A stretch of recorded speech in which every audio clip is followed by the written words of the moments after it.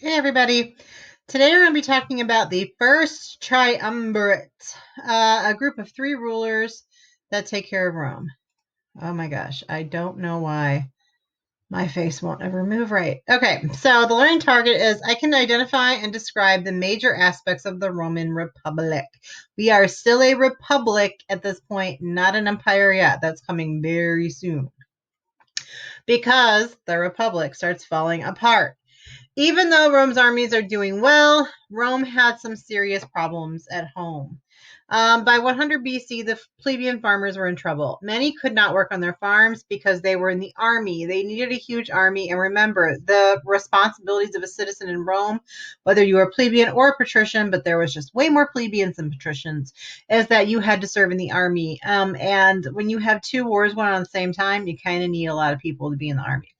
Others had watched Hannibal come in and ruin their small farms. Remember when he came through and he rampaged through Italy? He destroyed a lot of the farmland. At the same time, the rich Romans, the people that had money, were buying large areas of land and forming what's called the latifundia. Those are large farming estates. And back here you see a latifundia. So it's a huge chunk of land where they own all the land, and they had enslaved people from Carthage work the land, not people from Rome that they paid, but the enslaved people because they don't have to pay them. That's not good for the plebeians. They get poorer. Since there were no wages to pay the slaves, the rich could charge less for their crops than plebeian farmers, and people that were plebeian farmers had to charge more because they would have to pay people to help. They couldn't afford slaves, which ran them out of business. Many farmers sold their farms and went to the cities, but jobs were hard to find and didn't really pay much. The plebeians became very angry at the way that things were working out for them in Rome.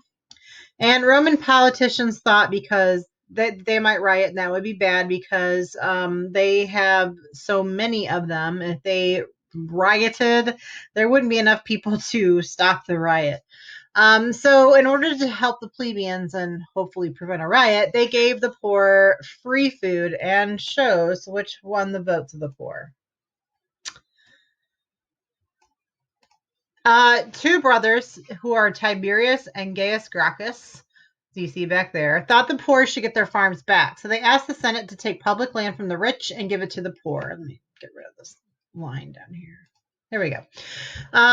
And that would have made the poor really happy, but many senators in the Senate were rich people, and that means they would have to give up their land if they passed that through. And many senators did not want to give up any of their land.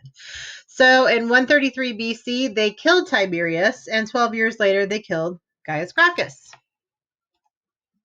Corruption. Most soldiers had joined the army because it was their duty as citizens. However, they were not paid and they were losing their farms. In 107 BC, a military leader named Marius became consul. He paid the farmers to be soldiers and he promised them land, so now they're professional armies. When you pay people, they become professionals.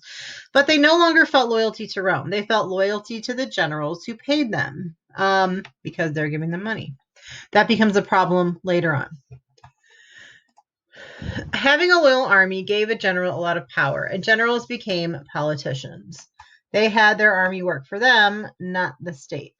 To keep their men's loyalty, the generals worked to pass laws that gave the soldiers land. In 82 BC, General Sulla made himself dictator and forced Marius and other generals out of Rome. Over the next 3 years, Sulla made the Council of Plebs weaker and the Senate stronger. Then he retired, and for the next 50 years, civil war tore Rome apart. And that's when you get the very first triumvirate. It is a set of 3 generals named Crassus, Pompey, and Julius Caesar, which is probably the most well-known, and rightfully so. You're going to find out why in a second. But these generals are the ones that rule Rome until, they start fighting amongst themselves. Together they form the First Triumvirate, a political partnership of 3 people. Each had a military command. So Pompey was in charge of Spain, Crassus was in charge of Syria, and Caesar was in charge of Gaul, which is known as France. Caesar was a hero. They loved him in Rome, the lower classes. But the senators thought that he was way too popular. They remember the whole thing about the Republic is they don't want to have one person that has too much power because then you have more like a monarchy and they don't want to have that. I gotta move my face from Caesar's face. So there's Caesar. When Crassus was killed in 53 BC, the Senate gave Pompey complete control in Rome. 4 years later, they ordered Caesar to give up his army. But Caesar's like, I'm not listening to you. So he takes his army. He keeps his army because he didn't want his rivals to kill him. So he kept his army and marched 5,000 men into Italy, which started a civil war. Pompey tried to stop Caesar, but Caesar drove him into Greece and destroyed his army completely in 48 BC. So Crassus dies. Julius Caesar was told to give up his army. He says no. He has to fight the other member of the Third Triumvirate, Pompey. It doesn't work.